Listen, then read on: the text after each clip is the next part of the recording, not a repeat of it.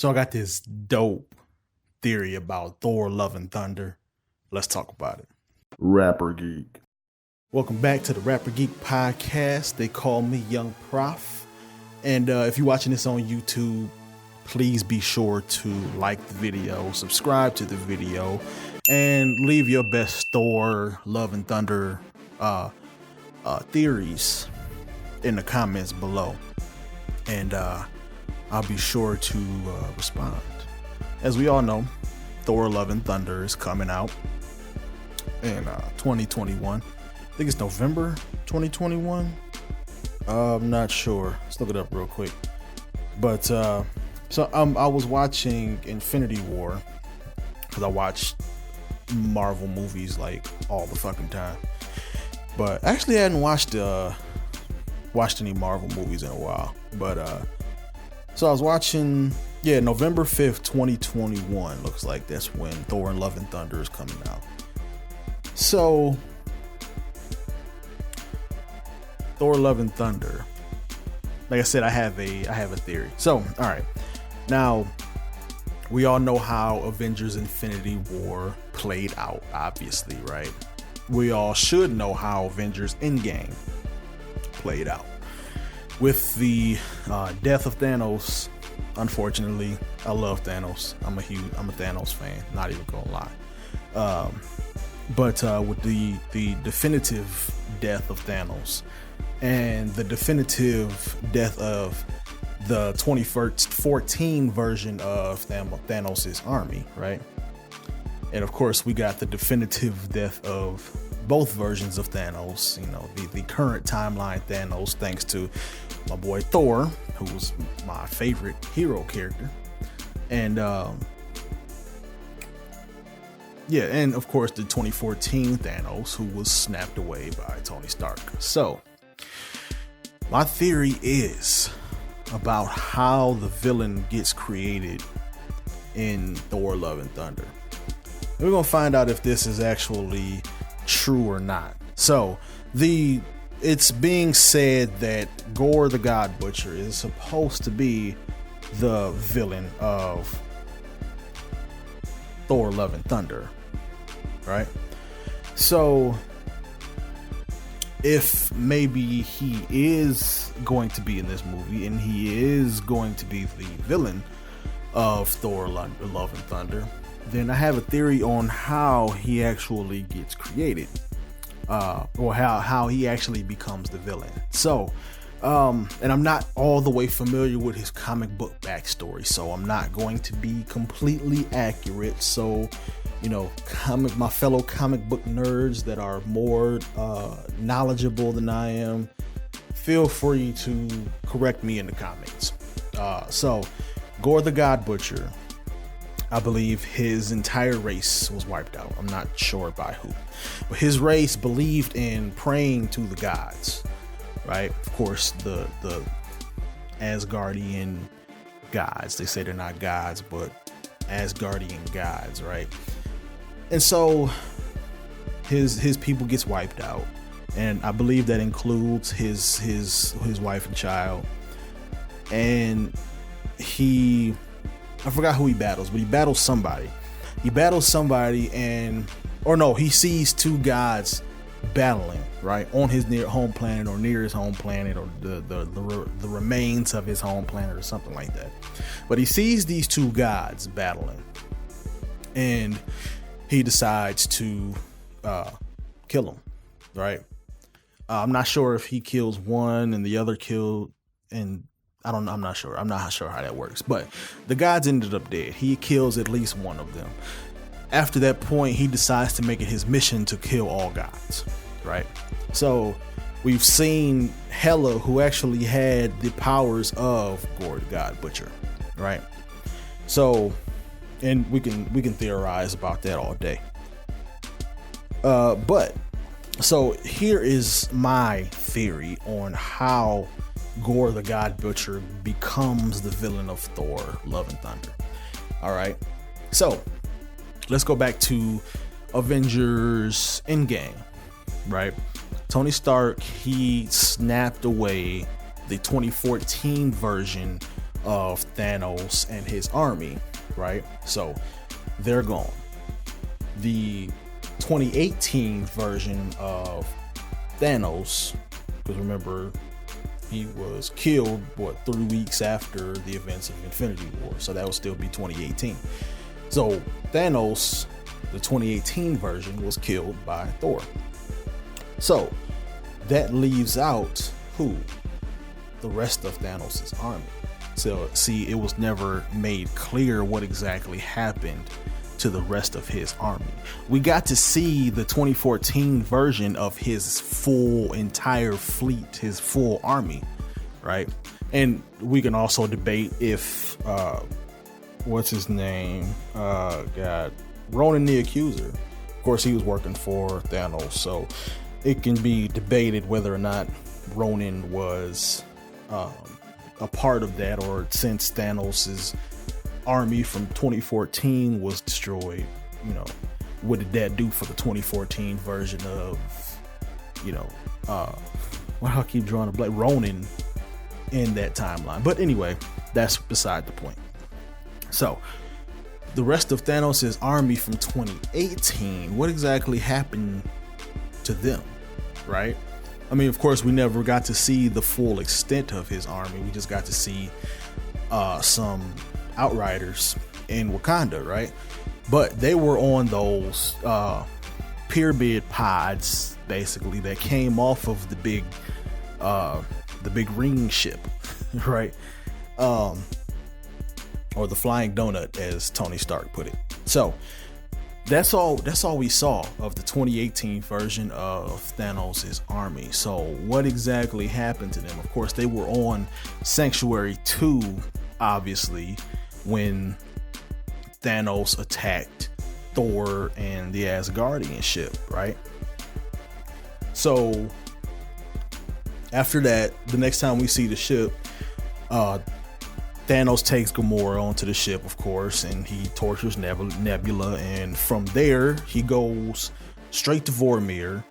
And I mean, we don't see what happens between Vormir and Titan, but according to what we see in the movie, he goes straight from Vormir to Titan, right?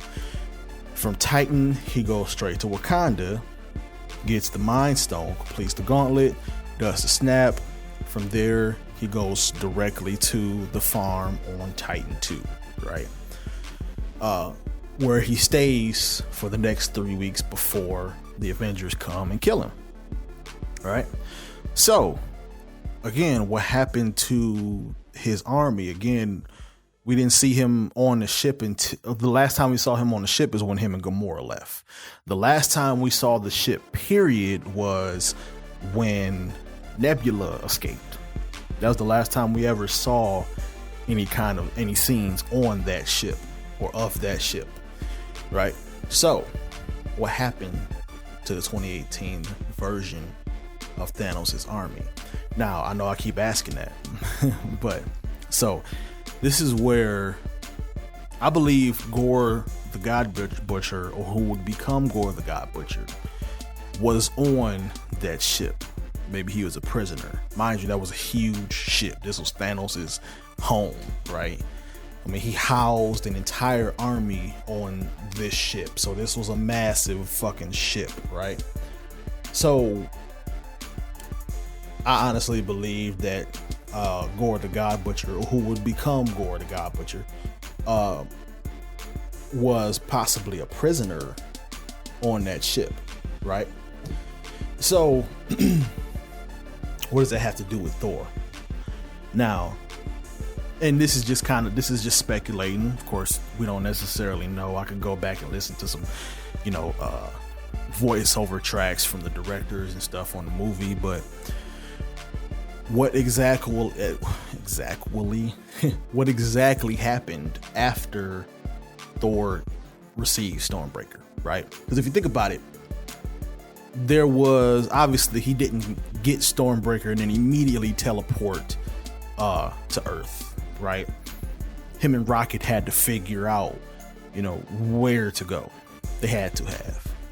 I mean, he's not just going to know, I need to go to Earth. You know, well, he might know to go to Earth, but go to Wakanda specifically, I don't know. So that's another thing too. Like, how did he get through the shield? Because the shield was still up. Unless that didn't matter. I don't know. But anyway, so obviously there had to have been some kind of something going on between the time where Thor received Stormbreaker and when he entered in Wakanda. There had to have been some kind of planning, like, okay, you know, Rocket probably went to his ship and saw, you know, there's a huge I mean, obviously they have technology where they can see what's going on different planets, because they showed that on Avengers Endgame when Rocket showed them where Thanos' planet was, right? So obviously they have that technology. So what if he used that same technology or similar technology to take a look at Earth? I mean, obviously Thor would tell him to look at Earth. And, you know, they probably saw Earth. But now here's my theory. What if before they went to Earth, they went to Thanos' ship? What if they went to Thanos' ship and destroyed it? And that's what happened to the 2018 version of Thanos' army.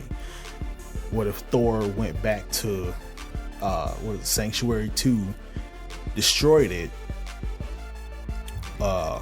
you know, and in the destruction he destroyed, you know, or, you know, within the commotion, because obviously it's a huge ship, right? Thor was out for revenge. Like, I'm quite sure he didn't give a fuck. What if he destroyed this ship, or at least, you know, did some serious damage on this ship, excuse me, to Thanos' army, and within the commotion, who would become Gore the God Butcher? You know, what if, like I said, maybe he's prisoner on Sanctuary 2. Maybe his family is also prisoner on Sanctuary 2. So what if maybe Thor, you know, theoretically, if Thor went back to Sanctuary 2, wreaked havoc in the commotion, Gore the God Butcher's family died, you know, possibly maybe at the hands of somebody from Thanos' army, you know, one of the Chitauri, or, you know, one of the Outriders, or even a Sakaran soldier. You know, they were directly responsible, you know what I mean? But what if he knew this all happened because Thor came here and ran through this ship, and then that is what leads him into becoming the villain in Thor Love and Thunder, is he's going to get revenge on Thor because Thor went to go get revenge on Thanos by destroying Sanctuary 2. That's my theory for Thor Love and Thunder. If that makes sense, if you picked up any holes in that theory, let me know. Let me know in the comments, or on Twitter at @RapperGeek. You know, whatever your flavor is. I mean, I wouldn't want you to leave whatever you're watching or listening on. So, you know, leave a comment below and let me know if you think this is a valid theory, because I would love to know. I would love to know your thoughts. Anyway, once again, if you're watching this on YouTube, thank you so much. Make sure you hit that subscribe button. Turn that motherfucker from red to gray, please. And hit that little bell next to it. That way you know next time I upload a video.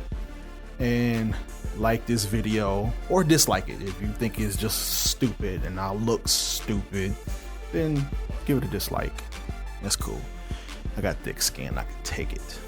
So anyway, again, comment below and let me know what your theory is for Thor Love and Thunder. Do you agree? Do you disagree? Let me know in the comments below. Thank you so much for watching or listening, and I will talk to you next time.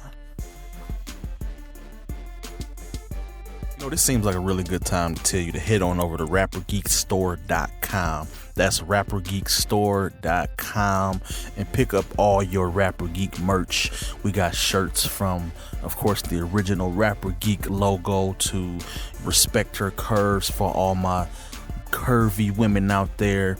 And we also got some new styles and designs coming real soon. So head on over to rappergeekstore.com and pick up all your Rapper Geek merch. And thank you so much for listening to the Rapper Geek podcast.